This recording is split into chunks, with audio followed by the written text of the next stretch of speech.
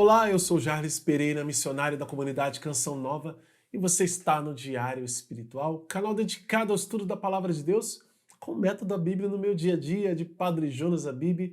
Você é convidado especial e agradeço você que todos os dias está aqui fazendo o estudo bíblico. Mesmo que você tropece um pouquinho, mas sempre retorna. Vamos lá, uma hora você vai engrenar.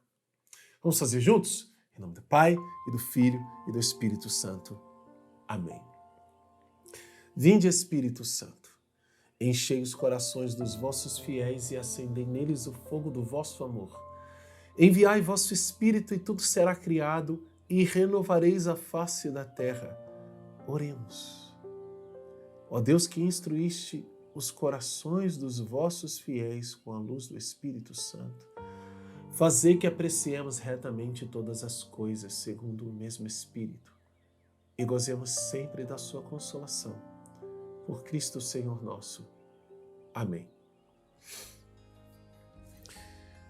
Vamos lá para a segunda carta de São Pedro, hoje começando no capítulo 2, capítulo 1 ainda, versículos de 19 a 21. 2 Pedro 1, de 19 a 21. Temos também por mais firme a palavra dos profetas, a qual fazeis bem em recorrer como a luz que brilha em lugar escuro, até que raie o dia e surja a estrela d'alva em nossos corações. Antes de mais nada, sabei isto, que nenhuma profecia da Escritura resulta de interpretação particular, pois que a profecia jamais veio por vontade humana, mas os homens impelidos pelo Espírito Santo falaram da parte de Deus.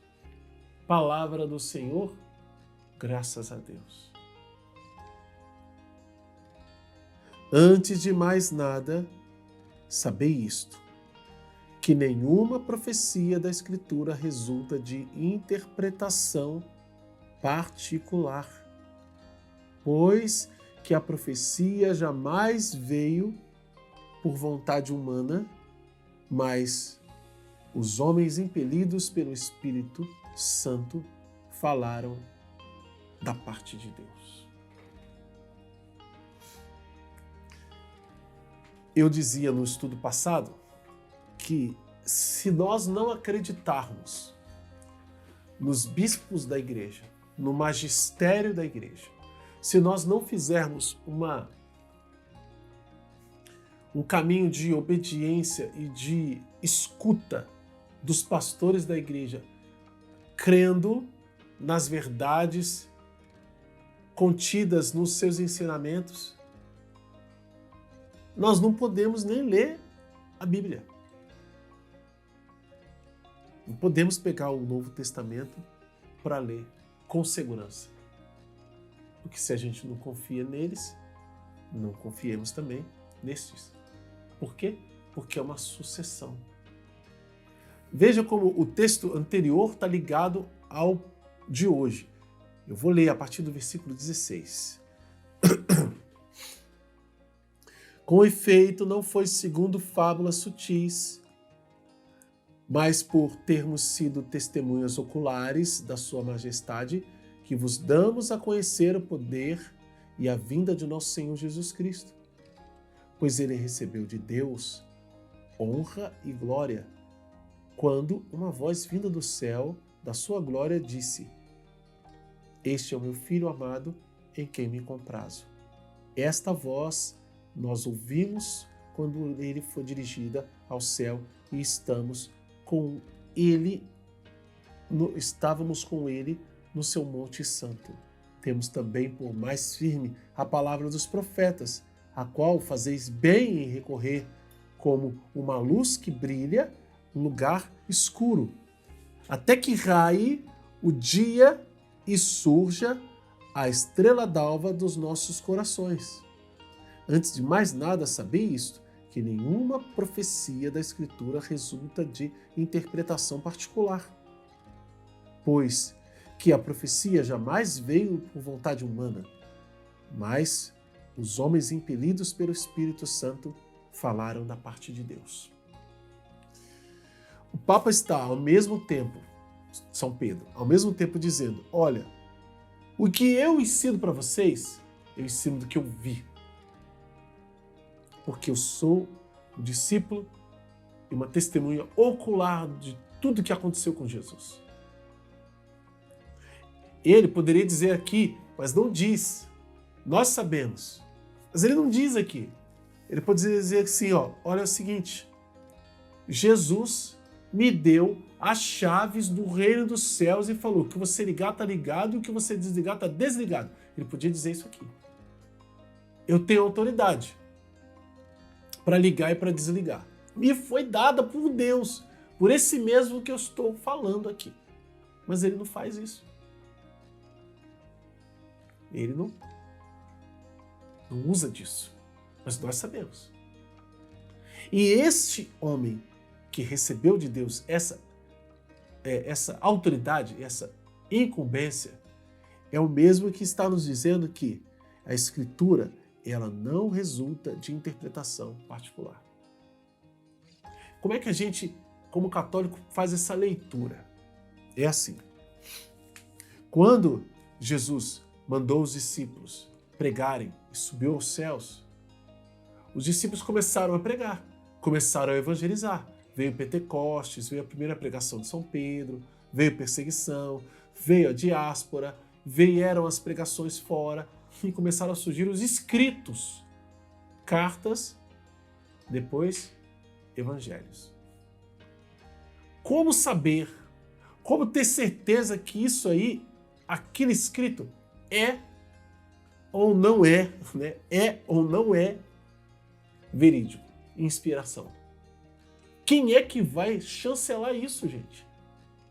Quem é que vai dizer se é do Espírito Santo ou não é? Se diz do Evangelho ou se não diz? A igreja. E foi o que aconteceu. Então, quando Pedro está dizendo isso, que não é de interpretação particular, significa que quando esses textos começaram a chegar, os grandes bispos da igreja da época, os grandes pastores da igreja, os padres do deserto, recebiam esses textos, alguns já bem conhecidos da igreja e não precisavam mais de grandes avaliações, outros que necessitavam sim de uma minuciosa avaliação, e o que se faz hoje, se fazia antigamente, viu? Será que essa letra é de lá? Será quanto tempo foi escrito isso? Será que esse papel é daquele ou do outro lugar? Esse jeito de escrever diz de esse apóstolo ou desse discípulo? Ou você acha que é só aqui que tem gente inteligente? Que agora a gente descobriu tudo. Não. E esta avaliação era sobretudo espiritual. Aqueles que viveram e que transmitiram para os outros e que foram fiéis a essa transmissão, como nós ouvimos e lemos na carta aos Hebreus, dessa fidelidade da transmissão da fé, foram eles que, ao verem esses textos, diziam: nossa, esse aqui é Pedro, esse é Paulo, esse aqui não é. Tanto que os evangelhos apócrifos, que a igreja definiu como apócrifos, a igreja católica definiu como apócrifos e não entraram no cânon da Bíblia, estão à disposição para quem quiser ver.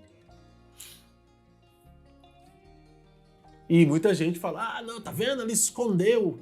Olha só o evangelho de Maria Madalena, olha só o evangelho de Judas, olha só o evangelho. É de livre interpretação? Se fosse, gente, qualquer um que agora descobriu poderia dizer: olha, eu descobri a farsa da igreja. Desculpa o sarcasmo nisso, porque às vezes cansa a gente ouvir determinadas coisas contra a nossa fé.